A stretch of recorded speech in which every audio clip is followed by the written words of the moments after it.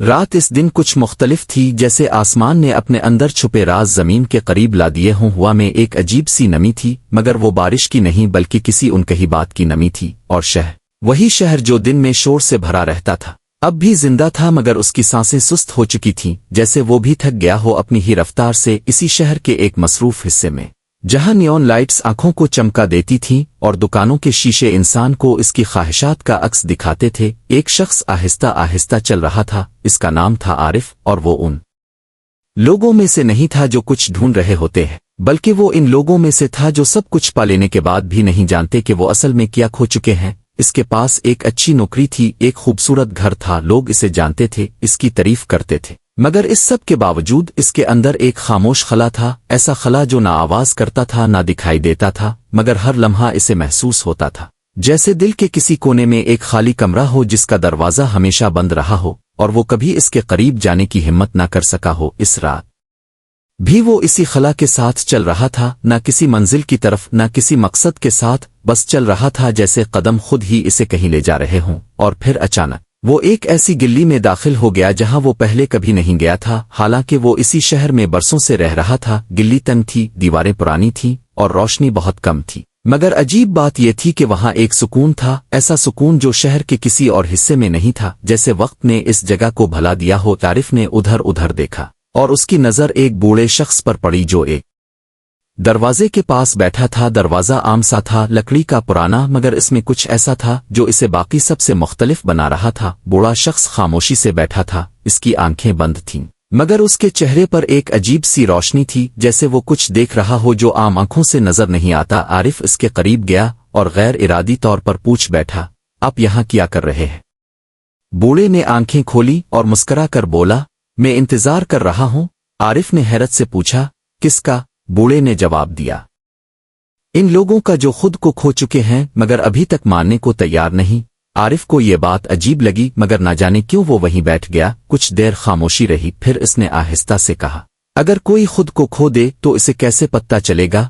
بوڑھے نے اس کی طرف دیکھا گہری نظر سے، جیسے وہ اس کے الفاظ نہیں بلکہ اس کے اندر کو پڑھ رہا ہو۔ پھر اس نے کہا، جب انسان کے پاس سب کچھ ہو مگر وہ سکون نہ ڈھونڈ پائے تو سمجھ لو وہ خود کو کھو چکا ہے۔ یہ سن کر عارف کے دل میں جیسے کچھ ہل گیا، کیونکہ یہ الفاظ اس کے اپنے احساسات کا عکس تھے۔ اس نے فوراً نظریں جھکا لیں جیسے وہ اپنے آپ سے بچنا چاہتا ہو۔ بوڑھے نے آہستہ سے دروازے کی طرف اشارہ کیا اور کہا، کبھی اس دروازے کو کھولنے کی کوشش کی ہے؟ عارف نے حیرت سے دروازے کو دیکھا، یہ تو بند ہے اور اس میں کوئی ہینڈل بھی نہیں۔ بوڑھے نے ہلکی سی مسکراہٹ کے ساتھ کہا، یہ دروازہ ہاتھ سے نہیں کھلتا۔ عارف نے پوچھا، پھر کیسے کھلتا ہے؟ بوڑھے نے جواب دیا، جب انسان رک جاتا ہے اور خود کو سننا شروع کرتا ہے۔ عارف خاموش ہو گیا، کیونکہ یہ وہ چیز تھی جو اس نے کبھی نہیں کی تھی۔ وہ ہمیشہ بھاگتا رہا تھا، کام کی طرف، لوگوں کی طرف، شور کی طرف، مگر کبھی خود کی طرف نہیں۔ اس نے آہستہ سے آنکھیں بند کیں اور پہلی بار اس نے اپنے اندر جھانکنے کی کوشش کی۔ شروع میں اسے صرف اندھیرا نظر آیا، بے ترتیب خیالات، ادھورے جملے، پرانی یادیں، پچھتاوے، خوف، سب کچھ ایک شور کی طرح اس کے اندر گھوم رہا تھا۔ وہ گھبرا گیا اور آنکھیں کھولنے لگا، مگر بوڑھے کی آواز آئی، مت بھاگو، یہ سب تم ہی ہو۔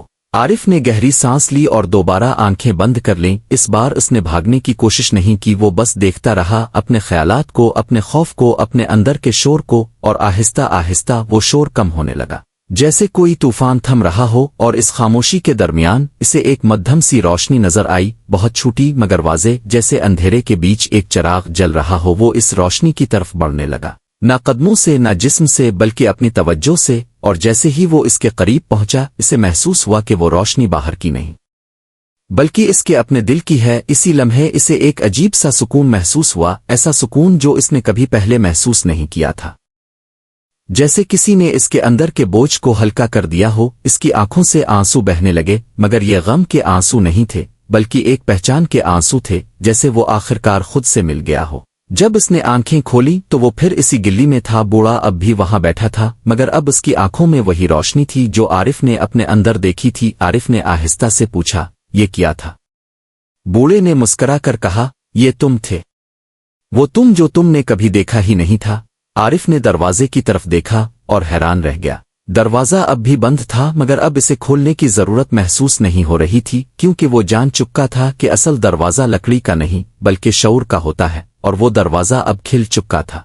इसने बूढ़े का शुक्रिया अदा करना चाहा मगर जब उसने दोबारा इसकी तरफ देखा तो वो वहां नहीं था, जैसे वो कभी था ही नहीं। आरिफ कुछ देर वहीं खड़ा रहा, फिर आहिस्ता आहिस्ता वापस शहर की तरफ चल पड़ा मगर इस बार कुछ बदल चुका था। वही सड़कें, वही लोग, वही शोर, मगर अब वो सब इसे मुख्तलिफ लग रहे थे क्योंकि अब वो उन्हें बाहर से नहीं अंदर की खामोशी से देख रहा था। इसे एहसास हुआ कि सुकून कोई जगह नहीं, कोई चीज नहीं, बल्कि एक हालत है, एक ताल्लुक है इंसान और उसके अपने दिल के दरमियान। और जब ये ताल्लुक बहाल हो जाए तो दुनिया का शोर भी इंसान को परेशान नहीं करता बल्कि एक पस मंजर बन जाता है। आरिफ अब भी इसी शहर में रहता था, वही काम करता था, वही लोगों से मिलता था, मगर अब वो भागता नहीं था, वो रुकना जान गया था, सुनना जान गया था और सबसे बढ़कर वो खुद को खोना छोड़ चुका था। और शायद यही वो राज है जो हर इंसान को एक दिन समझना होता है कि असल जंग बाहर नहीं अंदर होती है और असल फतह भी वही होती है जब इंसान अपने ही अंदर के शोर पर काबू पा ले, क्योंकि जब अंदर खामोशी आ जाए तो बाहर की दुनिया खुद बखुद अपनी जगह पर आ जाती है